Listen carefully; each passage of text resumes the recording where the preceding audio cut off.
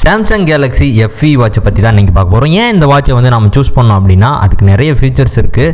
அது என்னென்ன அப்படிங்கிறத தான் நம்ம இப்போ பார்க்க போகிறோம். ஃபர்ஸ்ட் ஆஃப் ஆல் எனக்கு ரொம்ப பிடிச்சது என்னென்னா ஜிபிஎஸ். இந்த ஜிபிஎஸ்க்காகவே இந்த வாட்ச் வாங்கினேன். மற்ற ஒரு வாட்சில் வந்து இந்த மாதிரி ஆப்ஷன் இருக்காதுன்னு நான் நினைக்கிறேன். ரெண்டாவது வந்து ஒயர்லெஸ் சார்ஜர், இது எனக்கு ரொம்பவே பிடிச்சிருந்தது. மூணாவது வந்து வாட்டர் ப்ரூஃப் அப்படின்னாலே நிறையா எல்லா வாட்ச்லேயுமே வாட்டர் ப்ரூஃப் வர்றது சகஜம் தானே அப்படின்னு சொல்லி நீங்கள் சொல்லலாம். ஆனால் இது வந்து 2 மீட்டர் அளவுக்கு வாட்டருக்குள்ளே நீங்கள் ஸ்விம்மிங் பண்ணாலும் ஒன்றாகாது அப்படிங்கிறத சொல்கிறாங்க. மற்ற வாட்சில் வந்து ஜஸ்ட்டு மலையில் நனைஞ்சா ஒன்றாகாது, அந்த மாதிரி தான் இருக்கும். திடீர்னு தண்ணியில் விழுந்துருச்சுன்னா ஒன்றாகாது. பட் இது 2 மீட்டர் வரைக்கும் ஒரு 1/2 hour to 1 hour வரைக்கும் டைம் கொடுத்துருக்காங்க.